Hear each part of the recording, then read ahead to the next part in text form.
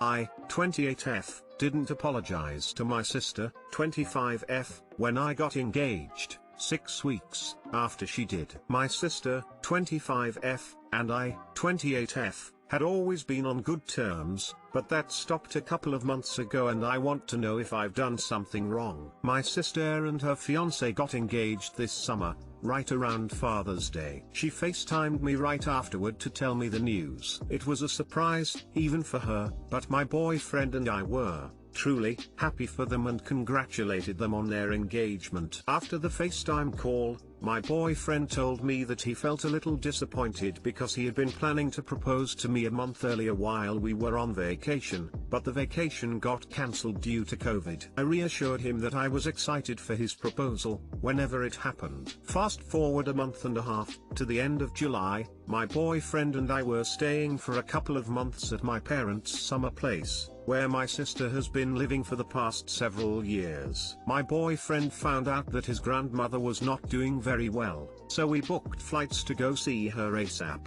Side note, she made a remarkable recovery and is still doing well. While we were there, my boyfriend proposed, and I said yes. The ring he proposed with was originally his grandmother's. I FaceTimed my sister to tell her the good news, and she seemed very happy and congratulated us. 2 days later, we returned to my parents' place and my sister wasn't home, she was staying with her fiancé. We were a little surprised at this, but we shook it off. The next day, we still didn't see her. A whole week went by, and she still hadn't come home. This was very out of the ordinary for her, and we started to realize that she was avoiding us. It really hurt, because our engagement was supposed to be this happy thing, but my sister made us feel like we'd done something wrong. Turns out, she was incredibly upset by our engagement. I'm still not entirely sure why. My parents also aren't entirely sure, but I think she feels like we're trying to one-up her or something. My sister also got really mad at our parents for raising us to compete against each other. I know people who grew up in those sort of homes, and my parents did no such thing. Anyway, she has continued to be incredibly cold to both me and my fiancé for the past several months. We had always talked about being each other's maids of honor, but she has boxed me out from any sort of planning, but only since my fiancé and I got engaged. She showed a picture of a potential dress to everyone else in a group and refused to show it to me. She invited the rest of her bridesmaids, plus my mom and her future mother-in-law, on a fun weekend to go dress shopping and to look at venues. I'm feeling simultaneously hurt, left out, and like I've done something wrong. She never apologized for avoiding us or tinging our exciting news with her bad reaction. Never apologized to her for getting engaged, because I don't think I should have to apologize for saying yes when my fiancé proposed. Too long didn't read, I got engaged 6 weeks after my sister. She got really upset about me getting engaged, and I didn't apologize because I don't think I should have to. Have I done something wrong?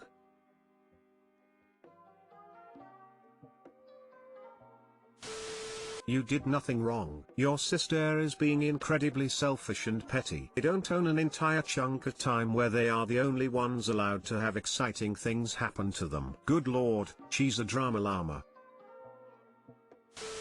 You did nothing wrong. Your sister is acting like a brat. Sometimes, people think that everyone else has to put their lives on hold and only focus on their wedding. It's ridiculous. I once had a friend tell me I couldn't have babies until after her wedding.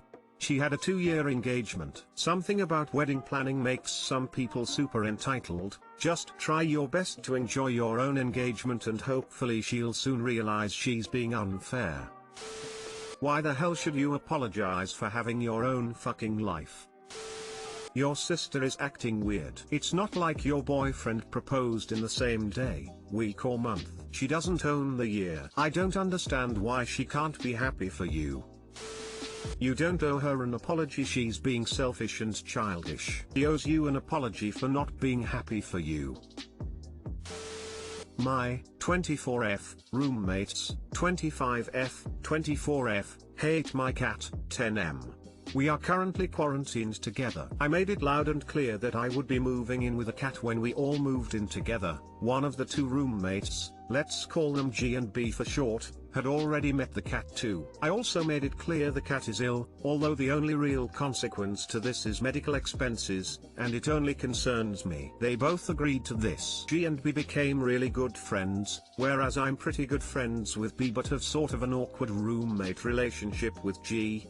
I have a feeling G doesn't like me very much, but this is speculation. I'm neutral towards her. We just didn't click. This isn't a problem by itself, it happens, but I find myself sort of outnumbered at times. A while ago, B accidentally locked the cat in her room. We only realized hours later, and the cat had peed on her carpet. I apologized and later paid for the cleaning, but she started crying and locked herself in G's room and they both just didn't talk to me for a while. No real hostility shown, just the atmosphere. The accident hasn't repeated since, and the cat was banned from G's and B's rooms. This was months ago, but I suppose it's where it started. Over time, they had more observations, like asking me to move the cans of cat food from my cabinet in the kitchen because it grossed them out to see it with the rest of the food. I always complied to every request. All this seemed over the top to me, but when I talked it over with my friends they mostly agreed with B and G,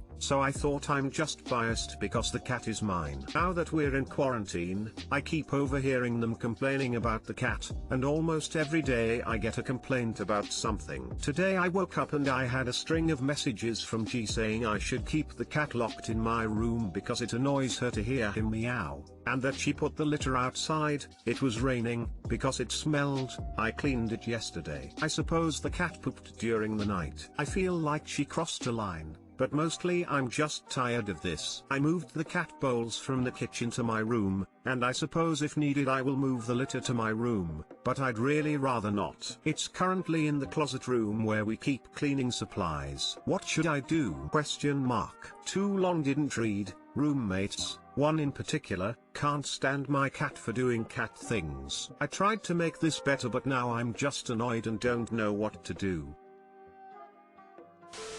Assuming your room has a door, I would keep the cat in your room for now on with the litter box, etc.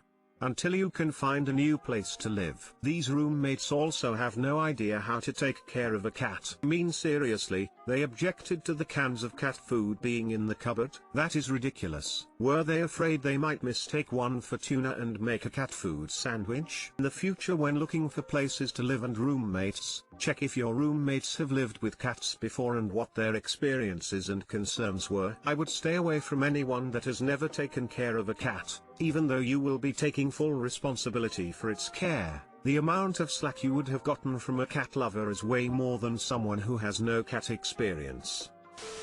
It's hard to tell, but there's a couple of notes. They knew the cat was a part of the deal. They agreed. Cats meow. They are kinda just going to have to get over that. If it bothers them, not your problem. Moving the cat food, if it's canned food, is a ridiculous and unreasonable request. It's the same as storing any other can. If it's your area to keep your food in, that's where it goes. They're going to have to get over that. Your cat should not be in their personal spaces. That should be enforced. That is reasonable. The litter box seems to be a source of conflict. If smell is a problem, look for odor eating or covered litter boxes. Make sure it's either in your room or not in a common space used frequently. Keep up with it. That is a fair request. However, they should absolutely be talking to you before moving it. Make sure the cat isn't doing damage to common areas, like peeing, but outside of that, the minute they agreed to let the cat in, they did agree to a lot of these perceived problems. You can't make them like it, and you may want to consider moving when the lease is up because you also can't stop them from disliking it. Until then, however, they have to suck up some of these issues as much as you do. This is not a surprising situation when they agreed to a cat. First, they willingly let the cat in their rooms. After the incident, the cat was not allowed into their rooms again, and he never went in again, as far as I know. He actually kind of understood this. When I go into my roommate's room, he waits outside. He's a smart cat. Unfortunately, I don't think there's a lot that can be done here. Obviously you aren't going to get rid of your cat, so if they really want it gone they should buy you out of the lease. You wouldn't continue living with them once your lease is up though, they seem petty. This could also be a quarantine stress response, taking it out on the cat rather than actually dealing with their emotions. Sounds like you need a new place to live. Your roommates are being ridiculous. Like you said, they knew that you were moving in with a cat and they agreed to it. It sounds like they expected the cat to have absolutely no impact on their lives, when the reality is that even good cats walk around, need care, have stuff happen, etc. And even good cats can get trapped in a room, stressed, or sick, and unleash a little bodily fluid. This is part and parcel of living with an animal, and something they should have anticipated but apparently did not. At this point, it doesn't matter. They don't like living with the cat. You guys need to have a meeting and discuss your options. How long do you have left on the lease? Do they want the cat out beforehand? It's not reasonable for them to expect you to scoop the litter while you are asleep. So is there a compromise to be found there? Think it's mean to have you put the cat and the litter in your room, but I've done it before in roommate situations like this and it's not the worst thing in the world. Get litter bags and scoop the box every time the cat poops/pees, then throw out the whole bag whenever it gets smelly. My 40 meters wife, 37F, doesn't know anything about herself.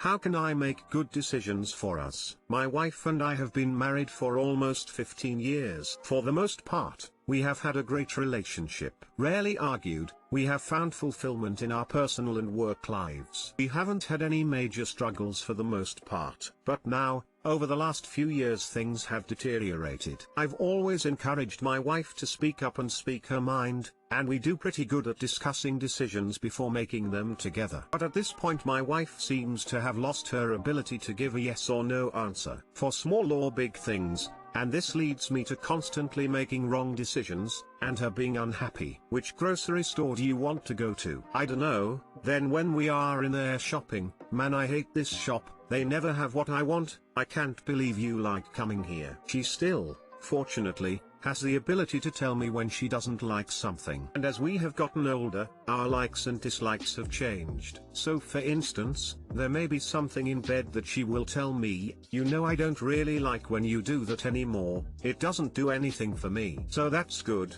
but if I say, okay, what do you like? She says I dunno. I don't really like that food now, I think I ate it too much. I don't really like our weekly game nights now, they have been getting boring. I don't really like going to my family's house each year for vacation. All of which is great input. Except when I ask what she would like instead. The answer is 100%, no exceptions, I dunno. So now I'm left to make a decision as to where to go on vacation, or what sexual move to try, or what to make for dinner, with no info other than one or two things she doesn't like. Which means that whatever I try is probably going to be wrong. It's a shot in the dark. And it leads to arguments, or her not liking whatever the result is. We have had arguments about how if she doesn't give any input it's her own fault she is unhappy. And we have had serious calm discussion about it, about how not having input affects her, me and our relationship. She recognizes this, and always says she will think about it, and she is a thinker,